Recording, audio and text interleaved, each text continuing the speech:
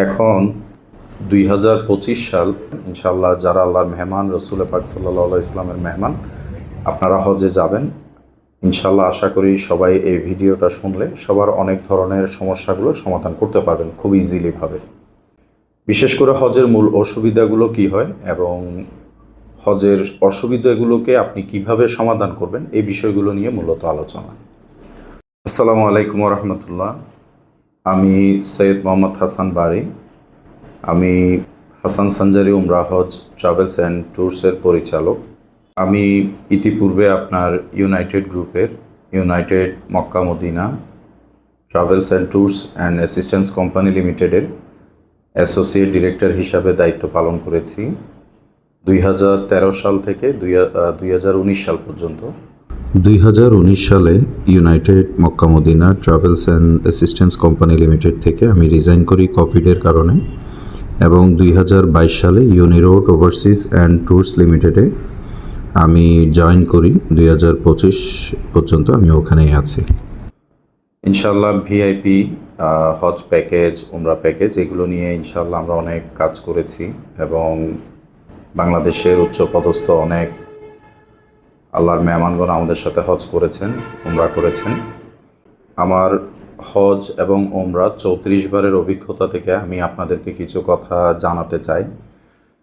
কেননা অনেক সময় দেখা যায় হজের মধ্যে যাওয়ার সময় আমাদের অনেক ধরনের প্রবলেম হয়। আমরা সবসময় গাইডের উপর আস্থা নিয়ে থাকি। মনে করেন যে একটি বাসের মধ্যে 50 জন যাত্রী থাকলে সেখানে যদি একজন গাইড থাকে, আমরা যদি সবাই মিলে ওই গাইডকে সাহায্য না করি, হেল্প না করি, তাহলে দেখা যায় যে ওই গাইড একজন, উনি 50 জনকে সার্ভিস দিয়ে কাভার করতে পারে না। আমরা ভিডিও সংক্ষেপ করার জন্য এত বেশি বিস্তারিত কথা বলছি না। আমি আমার কথা আপনারা সহজেই যেন জিনিসগুলো বুঝতে পারেন। আমরা সচরাচর বাংলাদেশ থেকে যখনই হজের উদ্দেশ্যে রওনা করব 2025 সাল, বাংলাদেশ থেকে যারা প্রথমে পবিত্র বাইতুল্লাহ শরীফের উদ্দেশ্যে অর্থাৎ জেদ্দা হয়ে মক্কা যাবেন, ওনারা বাংলাদেশ থেকে এহরাম পরিধান করে যাবেন। যারা সরাসরি ঢাকা থেকে হোক, চিটাগং থেকে হোক, সিলেট থেকে হোক, যারা সরাসরি মদিনা মনোয়ারায় যাবেন, ওনাদের এহরাম পরিধান করার কোনো প্রয়োজন নেই। ওনারা সরাসরি normal dress, panjabi, shirt, pant ইত্যাদি পরে যেতে পারবেন। যারা জেদ্দা যাবেন, ওনারা বাংলাদেশ থেকে এহরাম পরিধানের বিষয়ে কেউ বলে আমি বাসায় পরে যাব, কেউ বলে আমি এয়ারপোর্টে পরে যাব, কেউ আমি আশকোনা হজ ক্যাম্পে পরে যাব। এগুলো নিয়ে বিভিন্ন ধরনের সমস্যা বা বোঝা আসে না। আপনি একটি কাজ করতে পারেন। প্রথমত, যদি আপনি আপনার বাসা থেকে, যদি মনে করেন যে ঢাকা সিটির মধ্যে আপনার বাসা হয়, তাহলে আপনি ঢাকা সিটি থেকে এহরাম পরিধান করে যদি যান, 2 রাকাত নামাজ আপনি আদায় করবেন আশকোনা হজ ক্যাম্প অথবা এয়ারপোর্টে যে মসজিদ আছে ফার্স্ট ফ্লোরে, সেখানে 2 রাকাত নামাজ আদায় করে আপনি সরাসরি এহরামের নিয়ত করে আপনি নামাজ আদায় করে ফেলবেন। ইনশাআল্লাহ নিয়ত করার পর আপনাদের, যখন আপনারা বাংলাদেশ থেকে যাবেন, ঢাকা থেকে বিশেষ করে যারা যাবেন, ওনাদেরকে অবশ্যই 4 থেকে 5 ঘন্টা আগে আশকোনা হজ ক্যাম্পে যেতে হবে, যেটি এয়ারপোর্টের অপোজিটে অবস্থিত।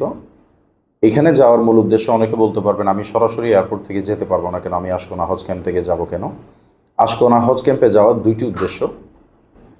বাংলাদেশের যে ইমিগ্রেশনটা হয়, এটি আপনাকে অবশ্যই আশকোনা হজ ক্যাম্পে করতে হবে এবং আপনার লাগেজ সেখানে জমা করে দিতে হবে। এরপর ঢাকায় যখন এয়ারপোর্ট শাহজালাল আন্তর্জাতিক বিমানবন্দরে পৌঁছাবেন, সেখানে একটি আপনার ইমিগ্রেশন হবে, যেটা হবে জেদ্দা এয়ারপোর্টের ইমিগ্রেশন। তো 2টি ইমিগ্রেশন যখন হবে, আপনাকে অবশ্যই আশকোনা হজ ক্যাম্পে যেতে হবে। একটু আগে ভাগে যাবেন, কারণ সেখানে অনেকগুলো ফ্লাইট, সৌদি এয়ারলাইন্স, বাংলাদেশ বিমান, ফ্লাইনাস, 3টা ফ্লাইটের যাত্রী থাকে। তো সুতরাং একটু রাশ থাকে, এই জন্য আগে ভাগে গেলে আপনি সেখানে কার্যক্রমগুলো সহজে আদায় করতে পারবেন।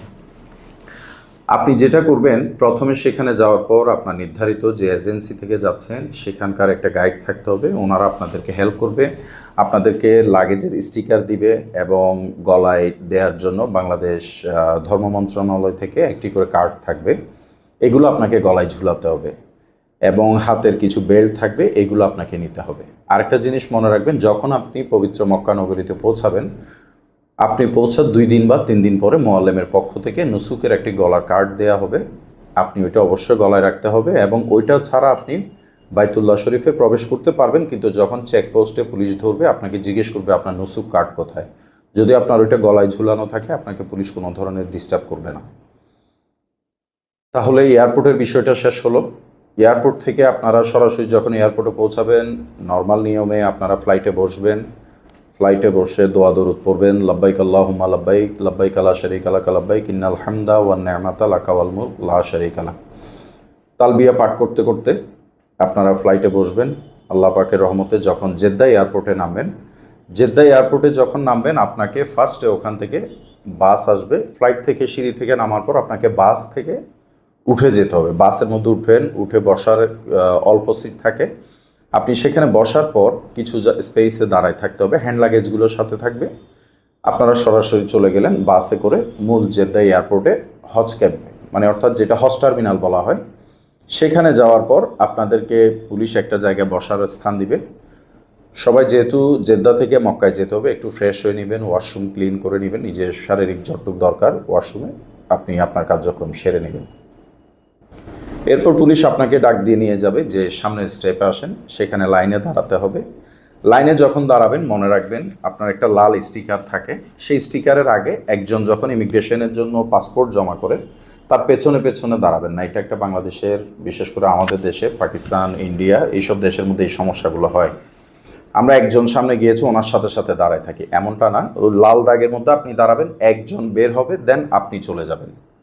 এইভাবে আপনাকে সিরিয়াল মেনটেন করে যেতে হবে। আপনি সেখানে যাওয়ার পর ইমিগ্রেশন কমপ্লিট, হজ টার্মিনাল থেকে বের হবেন।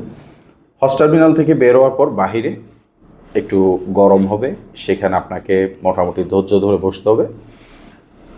সৌদি গভর্নমেন্টের পক্ষ থেকে উজারাতুল হজের মাধ্যমে ওনারা গাড়ি প্রোভাইড করবে, আপনাকে গাড়ি দিয়ে দিবে। যে আপনার যদি এজেন্সি 30-40 জন করে হাজি হয়, যদি 40 জন থাকে এক বাসে 40 জন দিয়ে দিবে ওনাদেরকে সর্বোচ্চ। ওখানে আপনার হাফ অ্যান আওয়ার মতো সময় লাগতে পারে। আপনারা সরাসরি চলে যাবেন বাসে। বাসে ওঠার পর আপনাদের পাসপোর্টগুলো নিয়ে নেবে। সেখানে যাওয়ার পর আরেকটা সমস্যা তৈরি হয় যে আমার লাগেজ কোথায়, এটা একটা নিয়ে বিরাট ইস্যু। লাগেজ কোথায় এটা নিয়ে আপনি চিন্তা করার দরকার নাই। আপনার হোটেলের ডিটেলস সৌদি গভর্নমেন্টের কাছে আছে। ওনাদের কাছে যখনই থাকবে ওনাদের সিস্টেম অনুযায়ী সৌদি গভর্নমেন্টের পক্ষ থেকে লাগেজ আপনার হোটেলে পৌঁছায় দেবে। সেই জন্য যদিও কোনো কারণে লাগেজ আসতে একদিন দেরি হয় বা 2 দিন দেরি হয়, তাহলে দেখা যাবে এহরাম আপনি পরিষ্কার, মানে এহরাম থেকে যখন হালাল হলেন তখন আপনি কি করবেন? তখন আপনি হ্যান্ড লাগেজের মধ্যে 2 সেট কাপড়, অর্থাৎ 2 দিনের জন্য কাপড় চোপড় নিয়ে নেবেন। তাহলে আপনার জন্য একটা জিনিস সুবিধা হবে, যদিও লাগেজ আসতে দেরি হয় তাহলে ওই 2 দিনে আপনি এই কাপড়গুলো পরিধান করে চলতে পারবেন। লাগেজ আসুক এবং নিজের একান্ত প্রয়োজনীয় ডলার, রিয়াল, আপনার টাকা পয়সা যেগুলো থাকে এগুলো আপনি আপনার হ্যান্ডব্যাগে, অর্থাৎ আপনার কাঁধে একটি ছোট ব্যাগ রাখবেন পাসপোর্ট রাখার জন্য, ওইটাতে নিয়ে নেবেন। টাকা পয়সা বড় লাগেজে দেওয়া কোনো দরকার নাই। ওইটা কোনো কারণ আল্লাহ মাফ করুক যদি লাগেজ হারিয়ে যায় তখন আপনি কি করবেন? তখন আপনার টাকা পয়সাটাও হারিয়ে যাবে। তাহলে আমরা ইনশাল্লাহ বাসে উঠলাম। বাসে উঠে আমাদের পাসপোর্টগুলো নিয়ে নিবে, লাগেজ আমাদের সাথে যাবে না, জাস্ট আমাদের সাথে হ্যান্ড লাগেজগুলো যাবে। আমরা এই নিয়ে আমরা সরাসরি মক্কাতুল মোকাররমায় রওনা হলাম। সেখানে একটি জেদ্দার থেকে বের হওয়ার পর মক্কায় চেকপোস্ট আসবে, সেখানে একটু সিরিয়াল থাকে, একটু লাইন থাকে, আপনাকে ধৈর্য ধরতে হবে হজের প্রত্যেকটি কাজে। এবং আপনারা সবসময় চেষ্টা করবেন আপনার যে গাইড থাকে ওনাকে সেবা, অর্থাৎ উনি যে আপনাকে সেবা প্রদান করবে তাকেও সাহায্য করার জন্য। যখন আপনি ওখানে যাবেন আপনার চেকপোস্টে পাসপোর্টগুলো চেক করবে এবং আপনারা প্যাসেঞ্জার কয়জন ঠিক ওই বরাবর পাসপোর্ট আছে কিনা এগুলো একটু চেক করে নেবে। এরপর দেন আপনি মক্কা শরীফে পৌঁছাবেন।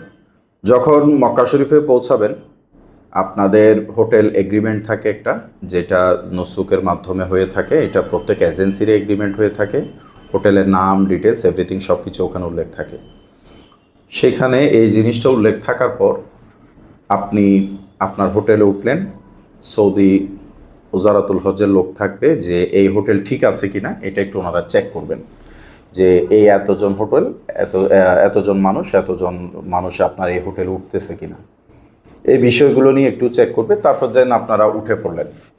নর্মালি আমরা যেটা করি, আমরা এইবারও আমাদের ইনশাল্লাহ ভিআইপি হাজি যাচ্ছেন এবং ইকোনমিক আমাদের 6,30,000-এর কিছু প্যাকেজ আছেন, ওখানেও আমাদের হাজি সাহেব যারা যাচ্ছেন। আমরা যেটা করি সচরাচর আমরা যাওয়ার পর 1 ঘন্টা থেকে 1.5 ঘন্টা সকল হাজি সাহেবদেরকে ওখানে হোটেলের রুমে রেখে একটু ফ্রেশ পরিষ্কার পরিচ্ছন্ন একটু হালকা খাওয়া দাওয়া একটু বিশ্রাম করে নিলাম।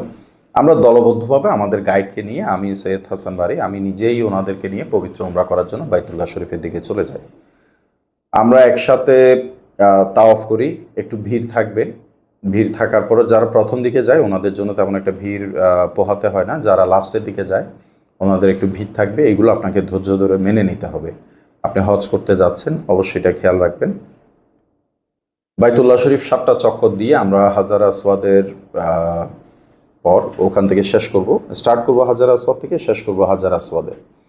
7টা চক্কর দেওয়ার পর আমরা নর্মালি সাফা মারওয়ায় চলে যাব। আমি এগুলো সংক্ষেপে বলার কারণ হলো আপনার গাইড থাকবে, আপনার গাইড এগুলো নিয়ে আপনাকে হেল্প করবে। আমি মূল সমস্যাগুলো আপনাদেরকে তুলে ধরার জন্য ভিডিওটা মূলত করা। সাফা মারওয়ায় গেলেন, সাফা মারওয়া সাই করলেন। সাফা মারওয়ায় যদি হুইল চেয়ারের প্রয়োজন হয় সেখানে কিছু সৌদি গভর্নমেন্টধারী লোক থাকবে যাদের একটা জ্যাকেট পরানো থাকবে। আপনি হয়তো আরবি পড়তে না পারলে ওনাদের ব্যাক সাইডে দেখবেন অ্যারাবিক কিছু লেখা থাকবে এবং ওনাদের ওখানে যারা নির্দিষ্ট থাকেন ওনারাই হুইল চেয়ার আপনাকে নিয়ে চালাতে পারবে। যদি আপনার কোনো ওখানে দেখা যায় কিছু সৌদি কিছু রোহিঙ্গা লোকজন থাকে, ওনারা বলে যে আমাকে দেন আমি টাকা কম দিয়ে করাই দিব, এইসবে যাবেন না। যারা ড্রেস পরা থাকবে ওনাদেরকে দিয়ে আপনি কার্যক্রমটা করবেন। সাফা মারওয়া শেষ, আপনি চুল কাটলেন। চুল কাটার পর আপনি ওখানে হয়তো আপনার 5 থেকে 10 রিয়াল মতো এরকম নেবে চুল কাটার জন্য। চুল কাটার মতো একটা জিনিস মনে রাখবেন, রুমে এসে আপনি যখন চুল কাটেননি, এই জিনিসটা অনেকেই ভুল করে থাকেন। আমি যখন উমরা করে আসছি, উমরা করে আসার পর আমি চুল কাটি নাই, কিন্তু আমি আরেকজনের চুল কাটতে গেলাম, এটা কিন্তু উমরা আপনার দম দিতে হবে। তো সুতরাং আপনি প্রথমে যেটা করবেন, আপনি কোনো একটা সেলুনে গিয়ে আপনার চুলটা কেটে নেবেন, 5 রিয়াল বা 10 রিয়াল নেবে। এরপর চুল কাটার পর আপনি সরাসরি আর আপনার বাকি যারা ফ্যামিলি মেম্বার বা আপনজন কেউ থাকে ওনাদের চুল আপনি কাটতে পারবেন। প্রথমে চুল কাটা মানে আপনি হালাল হতে হবে। আপনি হালাল হওয়ার পর আপনি বাকি কার্যক্রম করতে পারবেন, কোনো অসুবিধা নেই। এবার আমরা আসি বাইতুল্লাহ শরীফের পাশে যখন আপনি হোটেলে থাকবেন, আপনি হোটেলে 5 ওয়াক্ত নামাজ আদায় করা, সকালে ব্রেকফাস্ট, দুপুরের খাওয়া, রাতের খাওয়া, এগুলো নর্মালি আপনি যেভাবে বাড়িতে করে থাকেন ওইভাবেই করবেন। আপনার এক এক এজেন্সির এক এক ধরনের সিস্টেম আছে, যে অনেকেই খাওয়ার বক্স করে দিয়ে দেয় হলো আপনার রুমে, অনেকে আবার একটা বাফেট রেডি রাখে, সেখানে বুফে খাওয়া দাওয়া হয়, এটাও একটা সিস্টেম থাকে। আপনার যে এজেন্সি থেকে যাচ্ছেন ওনাদের সিস্টেম কি ওনাদের থেকে জেনে নেবেন, তাইলে আপনাদের জন্য ইজি হবে। মক্কা একটা সাধারণত সিটি ট্যুর হয়, যেখানে প্রত্যেক এজেন্সির পক্ষ থেকে এটা করে দেয়। আল্লাহর মেহমানদেরকে মিনা, আরাফা, মুজদালিফা, গারে হেরা, গারে সুর, জান্নাতুল মোয়াল্লা, এসব জায়গাগুলো দেখানো হয়। অনেকে বলে যে আমাদেরকে তায়েফ কেন নিচ্ছেন না। তায়েফ হলো আপনার মনে রাখবেন সিটির বাহিরে। এইটা যদি এজেন্সির পক্ষ থেকে আপনাদেরকে ফ্রি নিয়ে যায় এটা তাহলে আলহামদুলিল্লাহ। যদি আপনাদেরকে তায়েফ নিয়ে না যায় তাহলে আপনারা দলবদ্ধভাবে 5জন 7জন মিলে গাড়ি ভাড়া কত এটা জেনে আপনারা নিজেরা গিয়ে তায়েফ থেকে ঘুরে আসতে পারেন। এবার আসি মূল হজের দিকে। আমরা মিনা, আরাফা, মুজদালিফায় নর্মালি সাধারণত যারা আছেন মিনায় 7 তারিখ রাত থেকে স্টার্ট করে 7ই জিলহজ মিনায় চলে যান এবং 8 তারিখ সকালেও যান।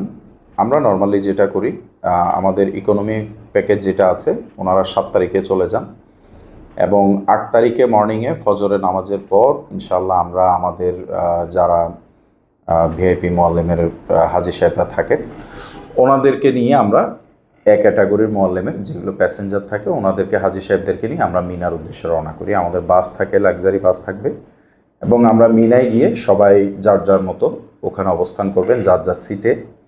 বিশেষ করে দেখা যায় মিনায় যাওয়ার সময় আপনার কেউ ওয়াশরুমে চলে যাচ্ছেন, কেউ সিগারেট পান করতে যাচ্ছেন, এই ধরনের অনেক কিছু হয়ে থাকে। আমরা যদি এই ধরনের কার্যক্রমগুলো করতে থাকি দেখা যাবে গাইড যদি সারাদিন আমাদেরকে সাহায্য করার চেষ্টা করে কিন্তু কোনো কিছু করতে পারবেন না। আপনাকে যেটা করতে হবে, আপনার বাসের টাইম, আপনার নির্দিষ্ট টাইম, হয়তো ওখানে দেখা যায় বিভিন্ন কার্যক্রমে সৌদি সরকারের পুলিশ এভরিথিং সব কিছু মিলে মাঝে মাঝে দেখা যায় টাইম একটু এদিক ওদিক হয়, কিন্তু তারপর আপনার এজেন্সির নির্দিষ্ট টাইমের আপনি 20 থেকে 15 মিনিট আগে আপনি সেখানে প্রেজেন্ট থাকবেন। এটা হলো সর্বোচ্চ নিয়ম।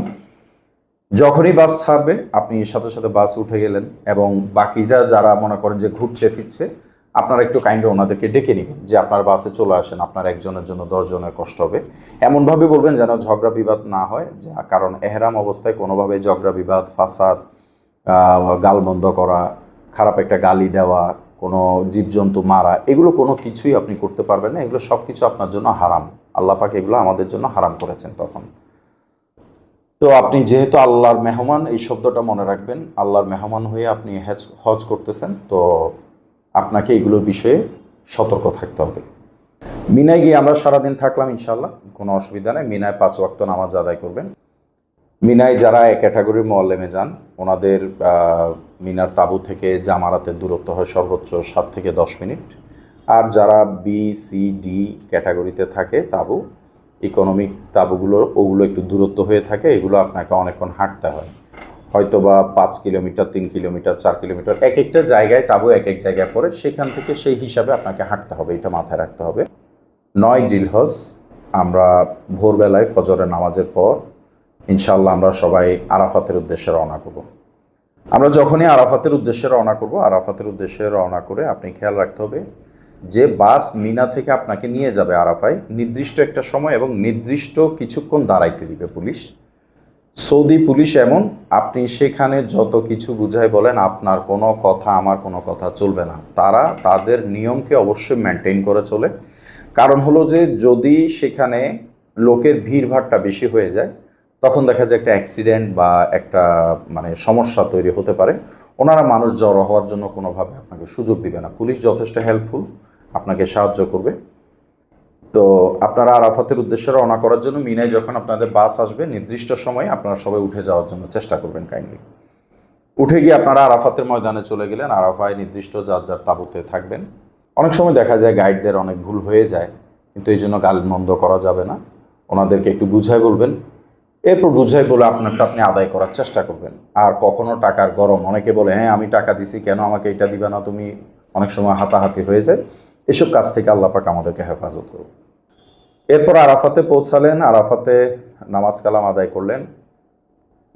আসরের নামাজের পর মূল হজ রাসূল পাক সাল্লাল্লাহু আলাইহি ওয়াসাল্লাম কিবলামুখী হয়ে দোয়া করতেন, এবং আমরা উম্মতে মুহাম্মাদি এখনও পর্যন্ত আসরের নামাজের পর আল্লাহ পাক রব্বুল আলামিনের দরবারে আমাদের হজ কবুল করার জন্য, আমাদের গুনাহ মাফ করার জন্য যার যার মনের বাসনা, ইচ্ছা, দোয়া, পরিবারের জন্য, নিজের জন্য, আপনার মনের আকুতি মিনতি রব্বুল আলামিনের দরবারে আপনি পেশ করবেন। কবুল করার মালিক আল্লাহ, তিনি দয়া করেছেন বিদায় আপনি আল্লাহর মেহমান হতে পেরেছেন।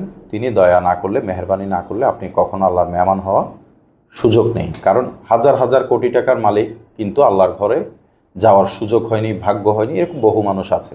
আল্লাহ আপনাকে আল্লাহর মেহমান হিসাবে কবুল করেছেন, সেই চিন্তা আপনার মাথায় রেখে আল্লাহ পাকের দরবারে শুকরিয়া জ্ঞাপন করে আপনি আরাফাতের ময়দানে দোয়া করুন। এবং আমার একটা পরামর্শ থাকবে, আরাফাত থেকে যখন আমরা মুজদালিফার উদ্দেশ্যে রওনা করব, তখন মাগরিবের নামাজের আধা ঘন্টা আগে আমরা যেটা করি, হাসান সানজারি উমরাহ ট্রাভেলস অ্যান্ড ট্যুরসের পক্ষ থেকে আমরা 30 মিনিট থেকে 40 মিনিট আগে হাজি সাহেবদেরকে বাসের মধ্যে বসাই ফেলি। কারণ যখন মাগরিবের টাইম হয়ে যায়, তখন সবাই একসাথে বাস ওঠার জন্য একটা ছুটোছুটি চলে যায়। এত দৌড়াদৌড়ি করতে করতে গিয়ে তখন দেখা যায় উনি হারাই গেছে, মা হারাই গেল, বা উনি হারাই গেল, এই ধরনের একটা সমস্যা তৈরি হতে পারে। এটা হয় অনেকেরই। আপনি যদি হাফ এন আওয়ার আগে, আমার প্রত্যেক এজেন্সি যে ভাইরা আছেন ওনাদেরকেও পরামর্শটা আমার যদি ভালো মনে করেন আপনারা গ্রহণ করতে পারেন। আপনি সরাসরি যদি চান যে আমি 30 মিনিট আগে ওনাদেরকে বাস উঠাই ফেললাম, যখন মাগরিবের আজান হবে, লাল আকাশের লালিমা নেমে যাবে, তখন ইনশাল্লাহ আপনি একটা কাজ করবেন, তখন বিসমিল্লাহ করে গাড়ি স্টার্ট করতে পারবেন। তখন গাড়ি স্টার্ট করে মুজদালিফার উদ্দেশ্যে রওনা করবেন।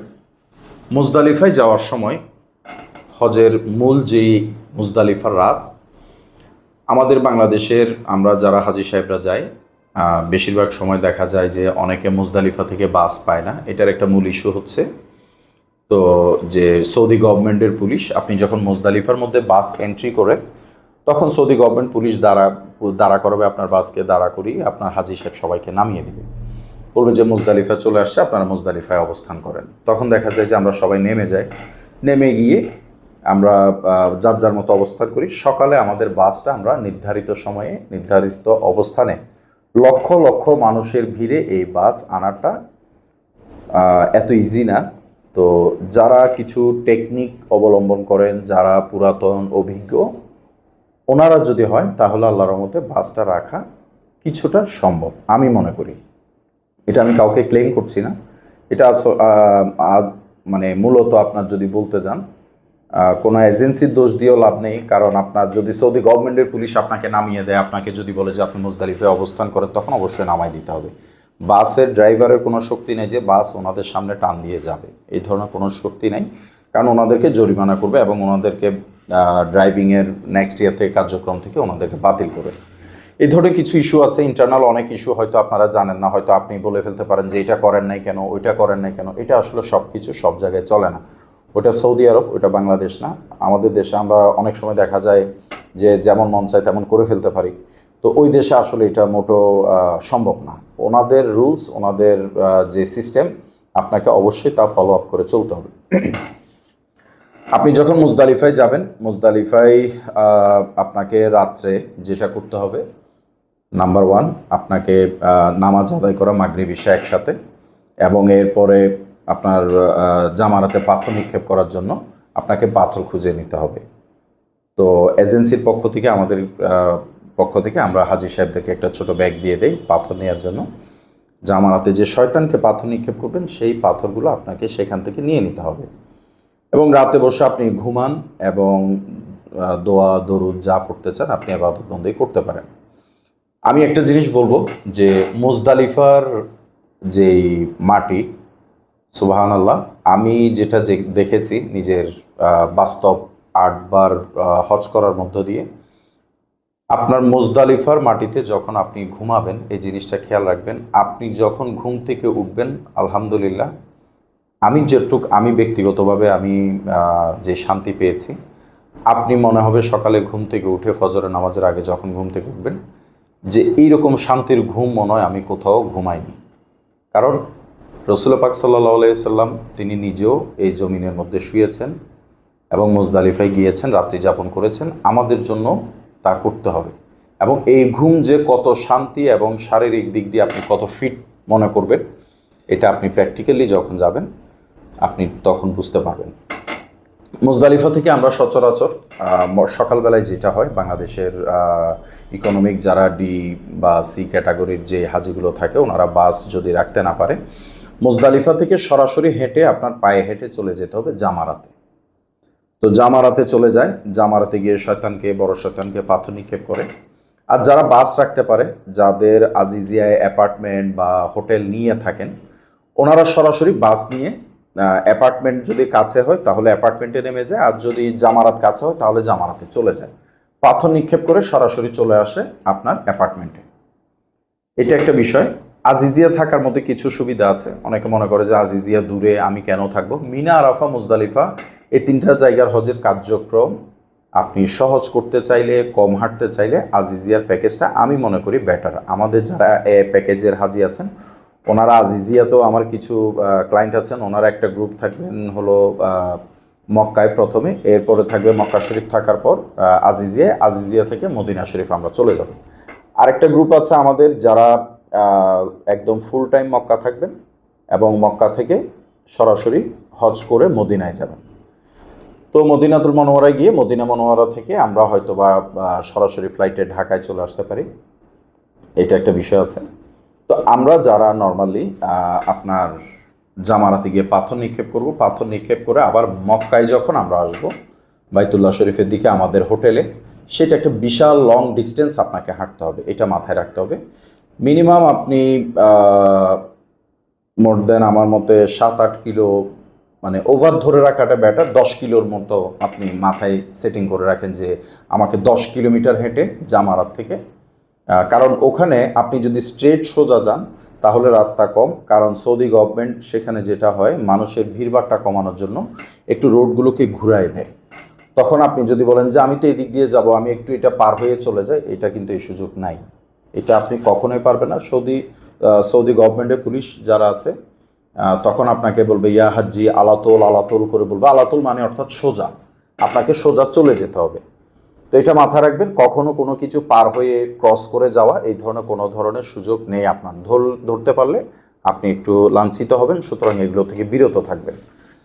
এরপর আমরা সরাসরি চলে গেলাম আজিজি অ্যাপার্টমেন্টে। আজিজি অ্যাপার্টমেন্টে পৌঁছানোর পর আমরা যেটা করব, কোরবানির টাকা অনেকে আমরা এজেন্সিকে দিয়ে দেই কোরবানির টাকা, আবার অনেকে আমরা যেটা করি, আমরা হাসান সানজারি উমরা হজ ট্রাভেলস আমরা যেটা করি, আমরা সরাসরি আমাদের কোরবানির টাকা, আমি যখন ইউনাইটেড মক্কা মদিনা ট্রাভেলসেও ছিলাম, এটা সেখানে আমরা যেটা করতাম যে আমরা কোরবানির টাকা সম্পূর্ণ ব্যাংকে জমা দিয়ে দিই। সৌদি গভর্নমেন্ট একটা নির্দিষ্ট অ্যামাউন্ট আপনাকে ফিক্সড করে দিবে, এটা 650 রিয়াল হতে পারে, 700 রিয়াল হতে পারে, 600 রিয়াল হতে পারে।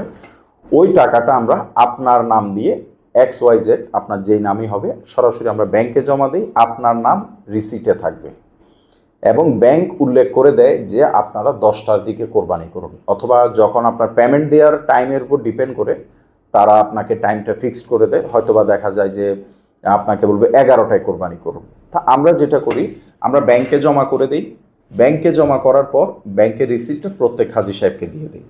যদি ব্যাংক আমাদেরকে টাইম দেয় 10টায়, আমরা 1 ঘন্টা অতিরিক্ত নিয়ে আমরা 11টার দিকে আমাদের চুল কাটি, অর্থাৎ মাথা মুন্ডন করি। মাথা মুন্ডনের বিষয়ে অনেকের একটু অ্যালার্জি থাকে, যে আমি একটু চুল কম কাটবো, তো অনেকে আবার পুরো মাথায় ন্যাড়া করে ফেলেন। তো সবচাইতে উত্তম রসুল সাল্লাল্লাহু ইসলাম যেটা বলেছেন যে সম্পূর্ণ চুল ফেলে দেওয়াটা অতি উত্তম।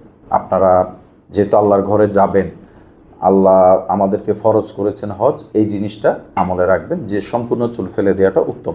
আর যাদের পার্সোনালি কোনো যে না আমার চুল না থাকলে একটু সমস্যা বা কোনো, এটা আপনার ব্যক্তিগত ব্যাপার, বাট আল্লাহর হুকুমের উপর আমাদের বন্দার হুকুম চলে না, আল্লাহ রসুলের হুকুমের উপর আমাদের কোনো কিছু চলে না। রসুল সাল্লাল্লাহু ইসলাম যেটা বলেছেন এটাই সবচাইতে বেহতর এবং আমাদের উত্তমের জন্যই বলেছেন, এবং তিনি তাই বলেছেন যা আল্লাহ পাক ওনাকে জানিয়েছেন। এরপর আমরা ইনশাল্লাহ সরাসরি কোরবানি করলাম। কোরবানি করার পর আমরা চুল কেটে নিলাম। চুল কাটার পর আপনি সম্পূর্ণ হালাল হয়ে গেলেন। এরপর আপনি নর্মালি সাধারণ ড্রেস পরতে পারবেন, কোনো সমস্যা নাই। এরপর আসতেছে আপনি বাইতুল্লাহ শরীফে ফরজ তাওয়াফ করার জন্য আপনাকে যাওয়ার বিষয়টা। তো যারা মক্কায় শুধু অনলি ফর ফরজ আদায় করে চলে যায়, এইরকম অনেক অ্যারাবিয়ানরাও থাকেন, অনেক মিশর, দুবাই, কাতার, ওমান, তো এই ধরনের আরব কান্ট্রিগুলো ওনারা যেটা করে যে ওনারা অনেকেই মিনায় থাকেন, যেহেতু মিনায় থাকা সুন্নত, তো ওনারা মনে করে যে সুন্নত আদায় না করলে অসুবিধা নাই, আমরা ফরজ আদায় করে ফেলছি। আমরা চেষ্টা করব সুন্নত সহ আদায় করার জন্য, যেহেতু এত টাকা পয়সা খরচ করে যাচ্ছি আমরা সুন্নত সহ আদায় করতে চেষ্টা করব। এরপর আপনি যখন আজিজিয়ায় থাকেন অথবা মক্কায় কাবা শরীফের কাছে আপনার হোটেল থাকে, সেখান থেকে নর্মাল এরকম আমাদের মতো কালারিং জামা কাপড় পরে অথবা প্যান্ট শার্ট, নর্মাল পাঞ্জাবি পরে, টুপি দিয়ে আপনি ফর্মাল ড্রেসে বাইতুল্লাহ শরীফে যেতে পারবেন। বাইতুল্লাহ শরীফে গিয়ে আপনি আবার ওমরার মতো পুনরায় সাধারণ ড্রেসে 7টা চক্কর দিবেন আপনার, তারপর সাফা মারওয়া সাই করবেন। সাফা মারওয়া সাই করার পর আপনার ফরজ তাওয়াফ যেটা, ওইটা আদায় হয়ে যাবে। এরপর কোনো ধরনের চুল কাটার কোনো ঝামেলা নাই, নর্মালি আপনি রুমে চলে আসলেন।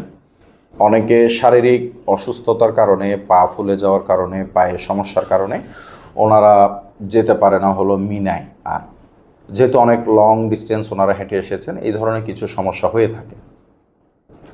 আরেকটা জিনিস মনে রাখবেন, আপনারা যখনই যাবেন ভেসলিন ইউজ করার চেষ্টা করবেন। গোসল করার পর পায়ে, রানে, আপনার শারীরিকভাবে সব জায়গায় ভেসলিনগুলো মেখে নেবেন, মেখে নিয়ে পানি ছেড়ে দিয়ে গোসল করবেন, যেটা আমি প্র্যাকটিক্যালি করে দেখেছি আলহামদুলিল্লাহ। হাঁটতে সময় আপনার যে পা মানে ড্রাই হয়ে যায়, ওই জিনিসটা হবে না, সাদা ফ্যাকাশে হয়ে যায়, এই জিনিসগুলো হবে না। ভেসলিন ইউজ করবেন সবসময়। এরপর আপনি এইটার মাধ্যমে আপনার হাঁটা চলার মধ্যে আপনি একটু কমফোর্ট ফিল করবেন, আমি যেটা মনে করি। এরপর হলো ফরজ তাওয়াফ শেষ করলাম। ফরজ তাওয়াফ শেষ করে আমরা চলে যাব আবার মিনার বাকি 3 দিন থাকার জন্য। এরপর জামারাতে 3টা শয়তানকে, বড়, মেজো, ছোট 3টা শয়তান আছে, ওনাদেরকে পাথর নিক্ষেপ করতে হবে। আমরা পাথর নিক্ষেপ করতে যাব, 7টি করে পাথর নিক্ষেপ করবো এক জায়গায়। একদিনে 21টা করে পাথর লাগবে।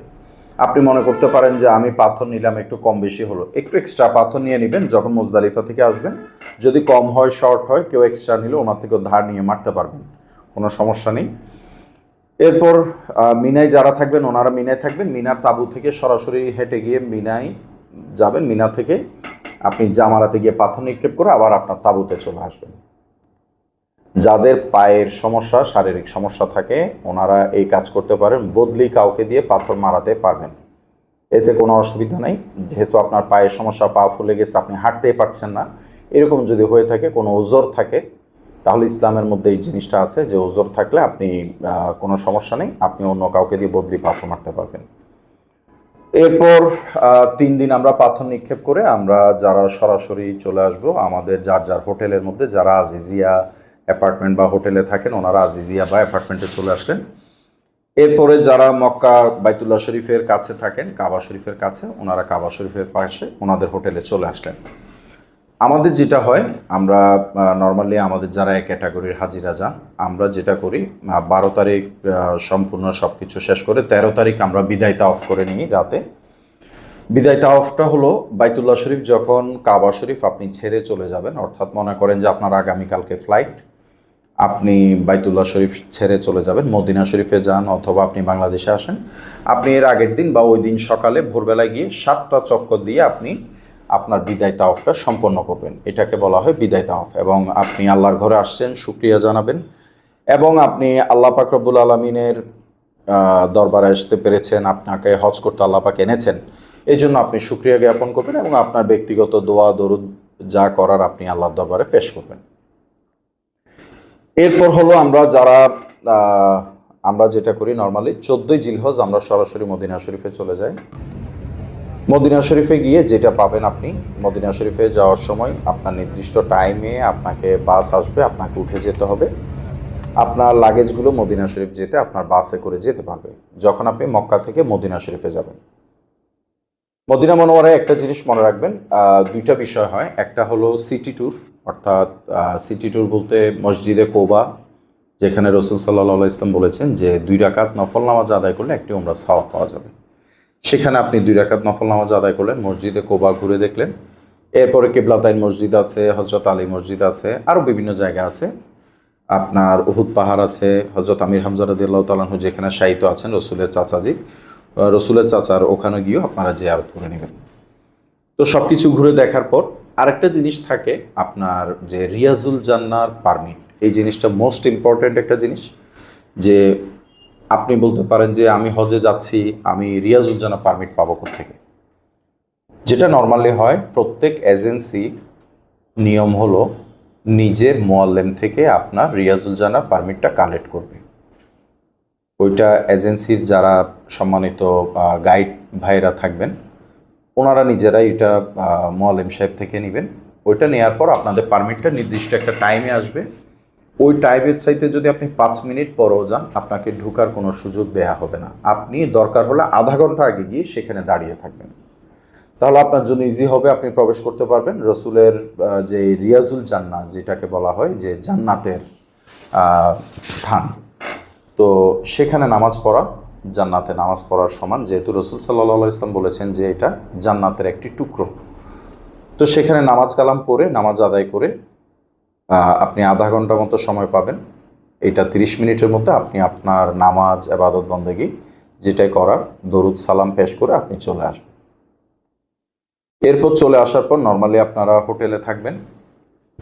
40 ওয়াক্ত নামাজ আমাদের দেশে সবাই সুন্নত হিসাবে আদায় করেন। অনেকেই ব্যস্ততার কারণে দেখা যায় যে 8 দিন থাকতে পারে না। যেহেতু আপনার 40 ওয়াক্ত নামাজ আদায় করতে গেলে আপনাকে 8 দিন থাকতে হবে। 8 দিন থাকতে হলে 5 8 40 হয়। তো সুতরাং অনেকেই দেখা যায় ব্যস্ততার কারণে পারে না, ওনারা 2 দিন থাকে, কেউ 3 দিন থাকে, নবীজির দরবারে সালাতু সালাম দিয়ে আপনার রিয়াজুল জান্নাহ গিয়ে নামাজ আদায় করে ওনারা সরাসরি চলে আসেন। তো আমাদের যেটা হয় 14ই জিলহজ আমাদের একটা গ্রুপ আছে, ওইটা আমাদের 14ই জিলহজ মদিনাতুল মুনাওয়ারায় যাবে, এবং 17ই জিলহজ আবার এমিরেটস ফ্লাইটে আমরা পার্সোনালি টিকিট করি, হাজি সাহেবদের প্যাকেজ যেটা থাকে সেখান থেকে ওনারা সরাসরি এমিরেটস যোগে ঢাকায় চলে আসবেন। তো এই হলো হজের একটি মূল কথা। আর কিছু জিনিস না বললেই নয়, আমাদের দেশে আমরা অনেকে দেখা যায় যে আমি ওনাকে হেল্প করলে ছোট হয়ে যাব, ওনাকে একটা নাপা ট্যাবলেট দেওয়ার দরকার প্রয়োজন মনে করি, উনি আবার কি মনে করবে, আমি দিব কি না, এই ধরনের কিছু জিনিস কিন্তু আমাদের মধ্যে চলতে থাকে। সচরাচর মনে রাখবেন, আল্লাহ পাক রব্বুল আলমিনের দরবারে কাবা শরীফে একটা সেজদা করবেন 1,00,000 আপনার সাওয়াব হবে। এরপর আপনি মনে করেন যে মদিনাতুল মুনাওয়ারায় আপনি নামাজ আদায় করবেন, প্রতি সেজদায় আপনার 50,000 নফল ইবাদতের সমান। তো আপনি যেটা করবেন, সব সময় হজের মধ্যে হেল্পফুল হওয়ার চেষ্টা করবেন, কোনো অহংকার, কোনো কারো মনে কষ্ট দেয়া। কারণ সে এহরাম করে আছে, একজন ভাই, ওনাকে যদি এহরাম অবস্থায় একটা তুচ্ছতাচ্ছিল্য করে কথা বলেন, দেখা যায় ওনার মনে কষ্ট আসছে, যদি চোখের পানি চলে আসে। এগুলো আমি আমার ব্যক্তিগত পার্সোনালি আমি যা আমার লাইফে দেখেছি, আমি এগুলো আপনাদেরকে উপস্থাপন করছি। কারণ আমি আবার কাউকে বলছি না যে এরকম করতেই হবে, এমন করতে হবে, ফোর্স করা কিছু না, এই জিনিসগুলো এড়িয়ে চলবেন। তাহলে অনেকেই দেখা যায় যে হজ করতে গিয়ে আলহামদুলিল্লাহ এই জিনিসগুলো থেকে যখন কয়েকদিন উনি না করে ছেড়ে আসেন, আল্লাহ পাকের রহমতে আল্লাহ পাক একটা রহমত করেন যে উনি সবসময় এই জিনিসগুলোতে ঠিক থাকতে পারেন, স্থির থাকতে পারেন। তো আপনি যেটা করবেন নর্মালি, একটা জিনিস হলো যে কাউকে বড় করে কিছু বলা, মনে কষ্ট দেয়া, বাইতুল্লাহ শরীফে কাউকে নিয়ে তাওয়াফ করলে আমি ছোট হয়ে যাব, বা ওনাকে সাহায্য করলে আমি ছোট হয়ে যাব, এইখানে ছোট জিনিসটা কখনো মনে করবেন না। এইখানে মনে করবেন যে আপনি যতই কাউকে হেল্প করবেন, কাউকে সাহায্য করবেন, যতটুকুই করবেন আল্লাহ পাক তার চৌগুণ আপনাকে বাড়িয়ে দিবেন। আমি নিজেই ব্যক্তিগতভাবে কোনো হাজী সাহেবরা আমাদের দেখা যায় যে উনি একজন বয়স্ক মহিলা ব্যাগ নিয়ে উনি দাঁড়িয়ে আছেন, টানতে পারছে না, পড়ে গিয়েছে, আমি নিজেই উঠাই দিই। আমি নিজের সুনামের জন্য না, আমি এটা এই জন্য বলছি, কেন আমি দেখেছি যে আরও অনেক ট্রাভেল এজেন্সির মুরব্বী যারা আছেন, যারা বয়োজ্যেষ্ঠ আছেন, ওনাদের থেকে এই জিনিসগুলো আমি শিখেছি, দেখতাম যে ওনারা হেল্পফুল। তো ওনারা যা করতেন আমি ওনাদের থেকে দেখে এই জিনিসগুলো আমি ফলো করি। কাউকে একটা পানির বোতল এগিয়ে দেওয়া, তারপরে আপনার যখন মিনা আরাফায় আপনি হাঁটবেন তখন অতিরিক্ত গরম থাকে, টেম্পারেচার থাকে আপনার 40 থেকে 42, 43, 44 এরকম টেম্পারেচারও থাকে। আমি আপনার 46-47 ডিগ্রি সেলসিয়াসও হজ করেছি আলহামদুলিল্লাহ। তো সবসময় ভেসলিন এবং এভরিথিং, আমার কিছু নিয়ম কানুন আছে, আমি এগুলো মেনে চলাতে আলহামদুলিল্লাহ আমার কোনো অসুবিধা হয়নি। আপনি যেটা করবেন যে ওই সময়টাতে একটা ছোট সৌদিতে পাওয়া যায়, হয়তো 3 রিয়াল 5 রিয়াল এরকম নেই, একটু পানি থাকে, একটা ফ্যান থাকে, এটা যদি একটু ছেড়ে দেন, একটু মুখে স্প্রের মতো করে দেন, পানিটা যখন মুখে পড়ে, মাথাটা যখন আপনার একটু ঠান্ডা পানি পড়ে বা একটু নর্মাল পানি পড়ে, আপনি হিট স্ট্রোক করা থেকে একটু সেফ থাকবেন। এই জিনিসগুলো একটু খেয়াল রাখবেন, এবং সাথে ওরস্যালাইনগুলো রাখবেন। ওরস্যালাইনগুলো রাখলে হয় কি, আপনার যখন দেখা যায় খুবই টায়ার্ড লাগছে, আপনি ওরস্যালাইন পান করবেন, তখন ইনশাল্লাহ আপনার শারীরিকভাবে সুস্থ মনে হবে। আরেকটা জিনিস, আরাফাতের ময়দানে, মিনায়, মুজদালিফায় অনেকে ওখানে আপনাকে মানে হাজী সাহেবদেরকে দেখা যায়, সৌদি একটা ব্র্যান্ড আছে আলবাইক, অথবা আপনার মানে আরও বড় বড় কিছু গ্রুপ অফ কোম্পানি আছে, ওনাদের থেকে দধি, চিকেন, তারপরে আপনার কিছু জুস টাইপের কিছু, orange juice, lemon juice, mango juice, এগুলো আপনাদেরকে ওখানে দিবে। এখন আপনি মনে করতে পারেন যে আমি এগুলো টাকা দিচ্ছি না, আমি খাবো কিভাবে? আসলে এরকম কিছু না, আপনি সেখানে যাই দেয় তাই খেতে পারবেন, কারণ ওখানে ওনারা যা দেন এটা হলো যে আল্লাহ এবং রসুলের মেহমানদেরকে খেদমত হিসাবে এই জিনিসগুলো ওনাদেরকে দেন, যেন আমরা পান করার পর এই সওয়াবটুকু ওনারা পান। এই জিনিসটার জন্য মূলত ওনারা এই জিনিসগুলো দেয়। এগুলো খেতে কোনো ধরনের সমস্যা নেই, আপনি খেতে পারবেন। আরেকটা জিনিস নিয়ে বিশেষ করে প্রবলেম হয়, প্রত্যেক ফরজ নামাজের পর হারাম শরীফ মক্কাতুল মুকাররমায়, মদিনাতুল মুনাওয়ারায় জায়নাজার নামাজ হয়। যখন দেখবেন যে ফরজ নামাজের পর আমরা সাধারণত বাংলাদেশের যারা লোক থাকে, আমরা উঠে আবার সুন্নতের জন্য দাঁড়িয়ে যাই। যেমন মনে করেন যে আমরা মাগরিবের সালাত আদায় করলাম, মাগরিবের নামাজ আদায় করার পর আমরা দেখলাম যে আবার উঠে সালাম ফিরে তসবিহ পরে আমরা সাথে সাথে মোনাজাত করে আবার সুন্নতের জন্য রেডি হয়ে যাই। তো ওখানে যেটা করবেন, ফরজ নামাজের পর আপনি একটু অপেক্ষা করবেন, এর 1-1.5 মিনিটের মধ্যেই দেখা যায় যে আবার ওনারা জানাজার নামাজের জন্য দাঁড়িয়ে যায়। তো জানাজার নামাজের জন্য যখন দাঁড়ায়, সৌদি আরবের ইমাম সাহেবরা ওনাদের মাযহাব অনুযায়ী 4 তাকবীরের মধ্যে 4 বার হাত তোলে। আমরা যারা বাংলাদেশে আছি, আমরা যারা হানাফি মাযহাবে আছি, আমরা 4 তাকবীরে 4 বার হাত উঠাবো না, আমরা 1 তাকবীরে আল্লাহু আকবার বলে নিয়ত বাঁধবো, এরপর সানা দোয়া যেগুলো যেগুলো পড়ার, দরুদ ইব্রাহিম পড়ার, আমরা এগুলো পড়ে নিব।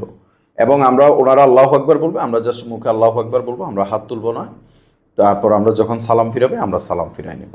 এই জিনিসটা মাথায় রাখবেন, এটা অনেকে ছুটে যায়। আরেকটা জিনিস হলো মোস্ট ইম্পর্টেন্ট, যেটা যে আপনার সেখানে মক্কাতুল মোকাররমা এবং মদিনাতুল মুনাওয়ারায় রাতে 3টার দিকে তাহাজ্জুদের আজান দেওয়া হয়। তো অনেকে আবার যখন রাতে 10টা 11টায় ঘুমায় পড়েন, 3টার দিকে যখন আজান দিয়ে দেয়, অনেকে আবার হয়তো মনে করতে পারেন, এরকম অনেকে ভুল মিস্টেক হয়ে থাকে, আল্লাহ পাক ভুলকে মাফ করেন। আপনি ফজর আজান দিয়েছেন মনে করে, হয়তো বা দেখা যাচ্ছে আমার শরীর খারাপ, আমি ঘরে বা হোটেলের রুমে নামাজ পড়ে নিব, আপনি ফজরের নামাজ পড়ে ফেলতেছেন। একটা জিনিস মনে রাখবেন, সেই সময়টা অবশ্যই আপনি টাইমটা একটু চেক করে নেবেন। কারণ হলো রাত 3টায় ফজর হয় না, ওইটা তাহাজ্জুদের আজান, ওইটার কোনো সেখানে নামাজ হয় না, কাবা শরীফে বলেন, মসজিদে নববী শরীফে বলেন। তো সেখানে যেটা হয় যে আজান দিয়ে দেয়, যে সবাইকে জানানো হয়ে যায় যে এটা তাহাজ্জুদের সময়। যারা বাইতুল্লাহ শরীফে থাকেন ওনারা বাইতুল্লাহ শরীফে মানে বাইতুল্লাহ শরীফে ওনারা নামাজ আদায় করেন তাহাজ্জুদের। যারা মদিনাতুল মুনাওয়ারায় থাকে ওনারা ছাতার নিচে কিংবা বাহিরে নামাজ আদায় করতে পারেন। আমাদের দেশে একটা বিষয় আছে যে আপনি মক্কা শরীফে যাচ্ছেন, মদিনাতুল মুনাওয়ারায় যাচ্ছেন, সেখানে দেখা যায় অনেকে মানে কিছু টাকা পয়সা হাদিয়া দেয়। তো আপনি সেই টাকা পয়সা কি করবেন? এটা অনেক ধরনের গ্রাম অঞ্চলে বিশেষ করে হয়ে থাকে যে আপনি আল্লাহর ঘরে যাচ্ছেন, আপনি আমার এই টাকাটা আল্লাহর ঘরে, মানে উনি নিয়ত করেছে যে আল্লাহর ঘরে কোনো একটা কিছু করার জন্য। আপনি একটা কাজ করতে পারেন, যারা মক্কাতুল মুকাররমা এবং মদিনাতুল মুনাওয়ারায় দেখবেন বহু ড্রেস পরা অনেক ধরনের লোক ওখানে পরিষ্কার করছে খাদেম হিসাবে। বাংলাদেশ, ইন্ডিয়া, পাকিস্তান, এই ধরনের দেশের, আমাদের 3 দেশের যারা খেদমত করেন, সব সময় বাইতুল্লাহ শরীফ পরিষ্কার রাখেন, পরিচ্ছন্ন রাখেন, কার্পেট পরিষ্কার রাখেন। আমাদের কোনো বাচ্চা বমি করলে, আমাদের কোনো বাচ্চা যদি মানে আপনার প্যাম্পাসে পেশাব করে দেয় বা বাইরে পড়ে গেছে, পবিত্রতা রক্ষার্থে ওনারা নিজের জান দিয়ে সর্বাত্মক যত ধরনের মেডিসিন আছে এগুলো ইউজ করে ওনারা চেষ্টা করেন যে সম্পূর্ণ যেন ক্লিন এবং নিট অ্যান্ড ক্লিন থাকবে এবং পাক পবিত্র থাকবে মক্কাতুল মুকাররমা এবং মদিনাতুল মুনাওয়ারা। আপনি যেটা করতে পারেন, আপনি মনে করেন যা হাদিয়া পেয়েছেন এইটাকে রিয়াল হিসাবে কনভার্ট করে ফেলবেন। কনভার্ট করে যত টাকাই হয়, 10 রিয়াল হোক, 5 রিয়াল হোক, 1000 রিয়াল হোক, কোনো অসুবিধা নেই। আপনি এটাকে ভাঙায় নিলেন, 10 রিয়াল করে নিতে পারেন, 5 রিয়াল করে নিতে পারেন, 50 রিয়াল করে নিতে পারেন, যত রিয়ালে হয়। যেই লোকগুলো মক্কাতুল মুকাররমা এবং মদিনাতুল মুনাওয়ারায় চতুর্দিকে ওনারা কাজ করেন ড্রেস পরে, হয়তো বিশেষ করে হয় ব্লু কালারের ড্রেস হয় ওনাদের, বিভিন্ন ড্রেস, আপনি দেখবেন যে ওনাদের হাতে ঝাড়ু থাকতেছে, ওনারা যেই পরিষ্কার করার জন্য পানির যে মেশিনগুলো থাকে এগুলো নিয়ে ওখানে গাড়ি চালাচ্ছেন। তো ওনাদেরকে হেঁটে যেতে মানুষ দেখে মতো দেওয়া দরকার নেই, হেঁটে যাওয়ার সময় জাস্ট ওনাদের হাতে এভাবে করলে, হাতের সাথে হাত লাগালেই ওনারা বুঝতে পারে যে আপনি ওনাকে কোনো হাদিয়া দিতে চাচ্ছেন। তখন আপনি সাথে সাথে এটা ওনার হাতে দিবেন, ওনারা নিয়ে আলহামদুলিল্লাহ বলে নিয়ে নেয়। তো সেখানে যেহেতু ওই ধরনের কোনো দানের কোনো সিস্টেম নাই, আপনি এটা করতে পারবেন যে আপনি ওই হাদিয়াগুলো ওনাদেরকে দিয়ে দিলেন। তখন ওনারা যখন পাবেন, ওনারা বাইতুল্লাহ শরীফে এবং মদিনাতুল মুনাওয়ারায় মানে এটা খুশি হন, আল্লাহর ঘর সামনে রেখে দোয়া করেন। আল্লাহ কখন কার দোয়া কবুল করে এটা বলা যায় না।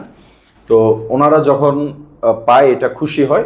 অবশ্যই আল্লাহর ঘর এবং রসুলের দরবারে মসজিদে নববীতে পরিষ্কার পরিচ্ছন্ন রাখেন।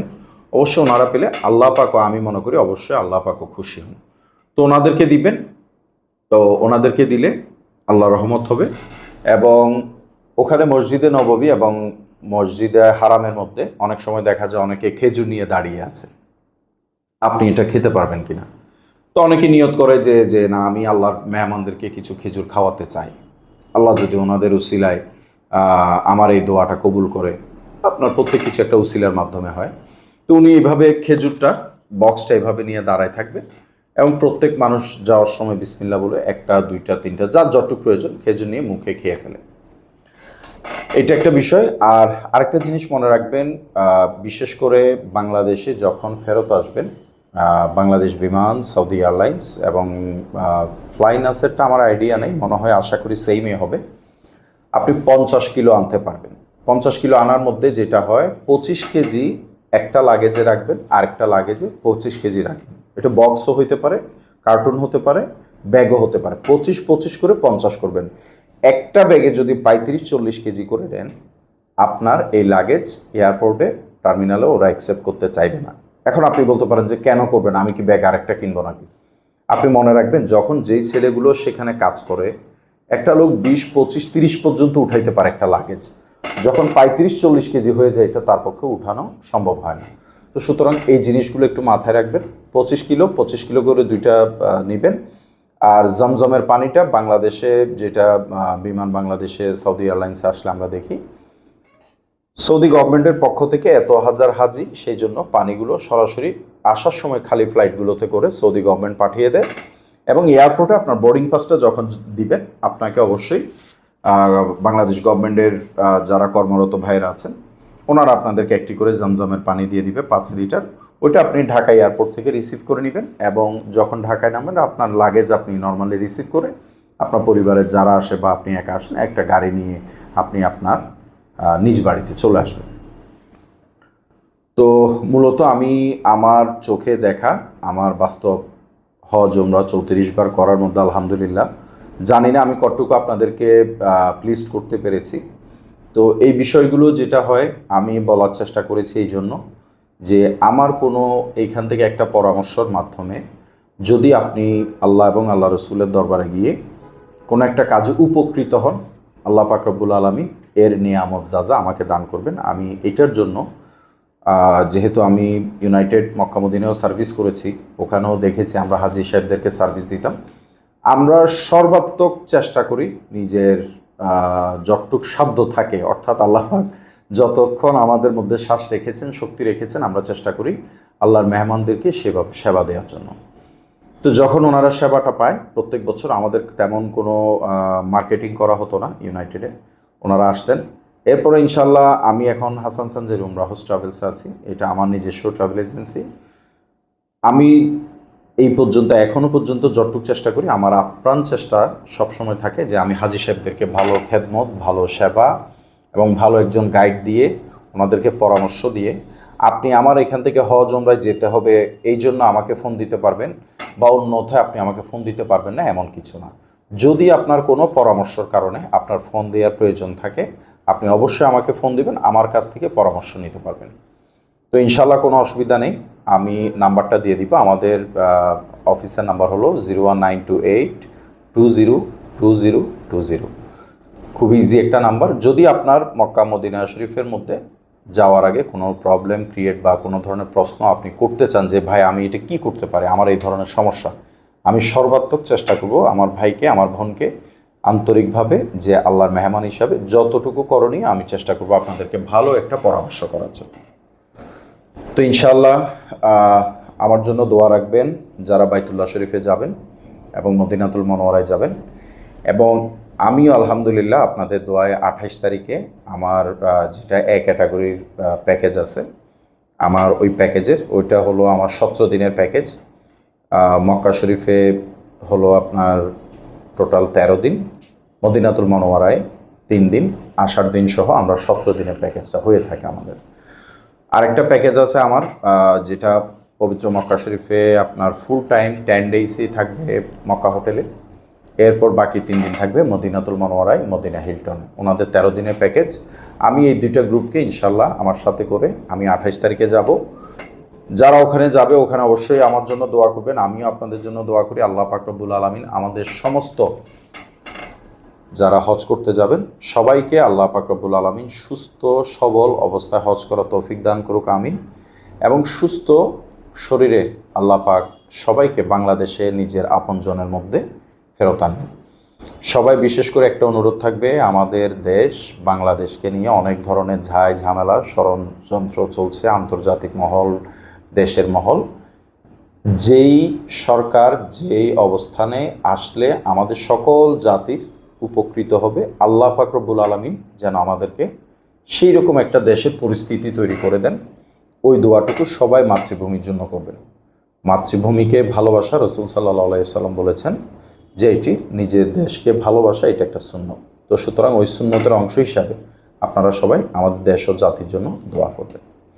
হাসান সানজারি উমরা হাউস ট্রাভেলস অ্যান্ড ট্যুরসের পক্ষ থেকে আমি সৈয়দ হাসান বারী আপনাদেরকে আন্তরিক মোবারকবাদ জানাই। আসসালামু আলাইকুম ওয়া রাহমাতুল্লাহি ওয়া বারাকাতুহু।